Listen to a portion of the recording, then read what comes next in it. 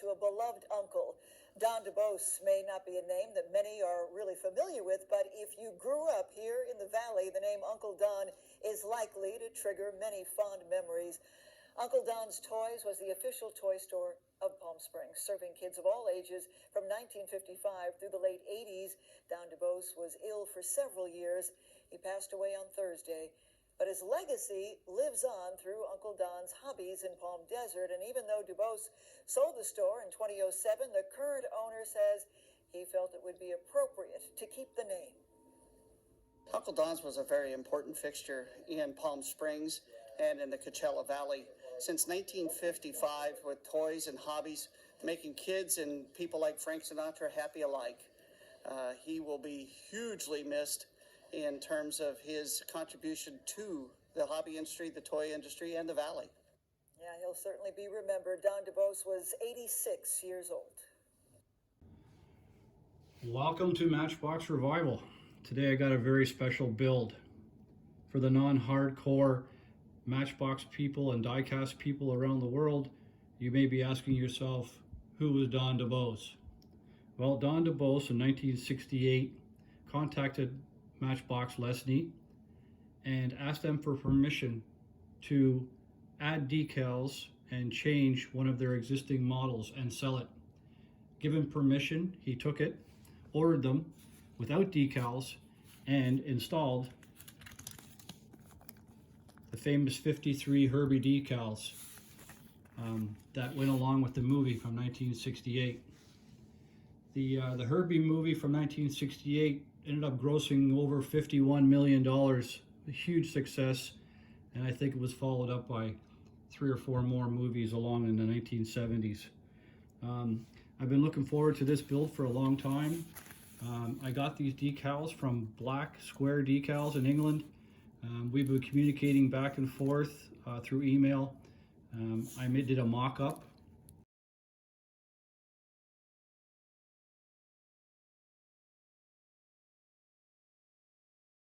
After back and forth, they contacted me and said that they were now making these decals, and what a great job they did.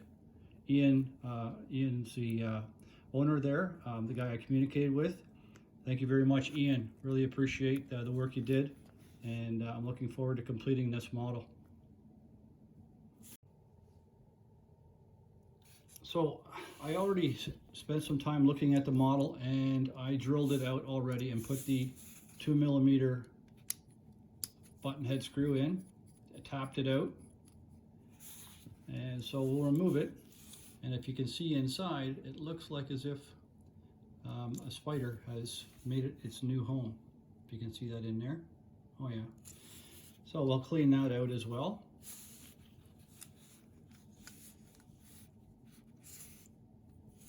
There's the windshield in great shape. The interior. And a little hook comes out. And in the casting, the front section folds down. We'll be cleaning that all up nice. And the wheels have the front suspension for turning. I guess as a child you push down on one side and the wheel would turn back and the vehicle would turn to that direction. Tires are in great shape. Happy with that. I'll be cleaning up the base and spraying the body and installing the decals.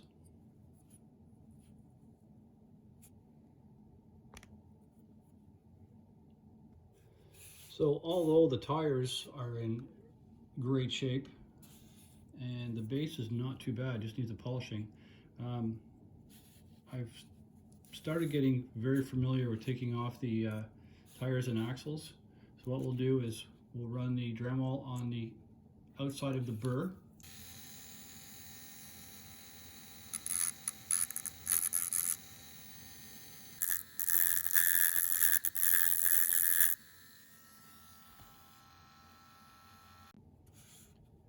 So we'll take a look at the windshield removal.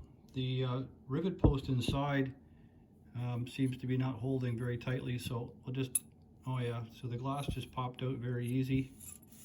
And a little bit of spider web, so we'll give it a clean. So the body, as you can see, pitted, in pretty good shape though, just for the paint.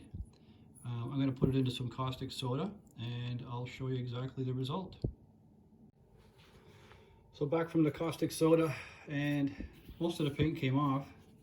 Believe it or not, that little residue of sticker from the side, the 137 sticker, protected the paint, and the paint stayed a little bit on both sides. We'll pick and scratch it off, and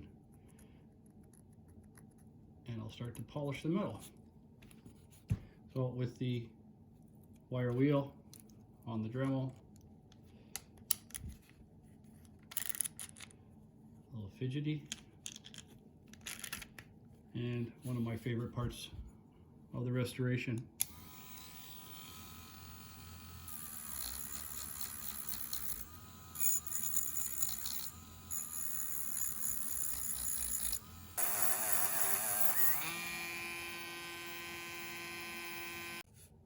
So for the base, it comes unfinished, unpainted from the factory. I guess it was nickel plated, or zinc plated I should say. So I'm just going to try and get rid of some of that tarnish and oxidization from the years past. Start off with just toothbrushing it, and I'll probably end up putting the Dremel with the polishing tool on it there. So I finished polishing the base. I did put the Dremel on it and clean it up. And there's a decal that goes on the front here. So that's that part done. And next I will put the axles in the drill and polish them with some 600 coarse sandpaper. So I ripped the sandpaper into long strips, and then I fold them over with the axle in the drill. And I find if you pull down on the axle, it kind of straightens it out as you're polishing it. So I'll give the windscreen a little polish now, using the plastic polish. Getting a little crusty around the edge, I guess. And what I like to do is I take half a Q-tip and I put it in my Dremel, and just keeping it moving back and forth. Yeah, it gives it a real nice polish. So back from the sink, a little rinse, and when it's squeaking, you know it's shiny and clean.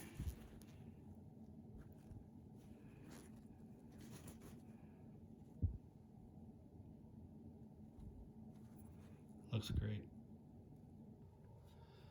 So I shot a little more primer than I usually do. This model comes in white and off-white, so I decided to shoot it in white primer, and I'm going to be shooting it in a color I already mixed up, a cream color I matched to the body before I stripped it down. There's a casting mark across the front here. You can see I left it, I didn't take it out. Danny from Danny's Diecast Disasters, I watched one of his videos recently where he cleaned all that out. He did a brilliant job with it. So I kind of jumped ahead on the video here. I laid down about 3 or 4 coats of that paint, that cream color that I matched up, and ran a piece of straight masking tape through the model for the decals, just to have a nice straight line from the front of the vehicle all the way to the back. Put the top decal on, and then I put the back decal on. I've left the bottom section loose till it dries, and I'm going to trim around the license plate light on the back of it and let the blue line stripe come through on the side of it. So I'll remove the tape now, and I'm going to put the front decal on. All starting to look good. We'll continue to put the model together, and I'll show you when we're done.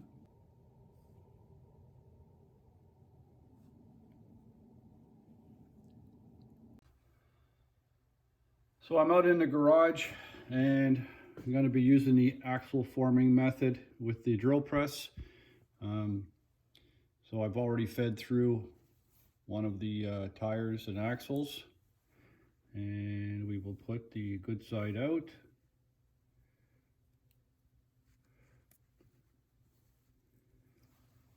Put the axle into the bottom post and make sure we're lined up nicely. A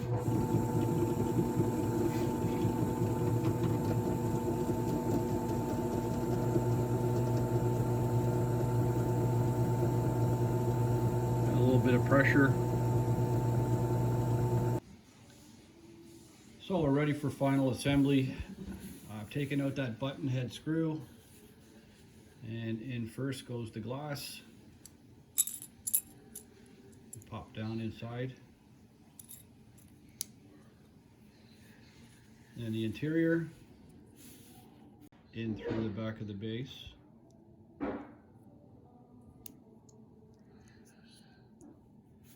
And then the headlights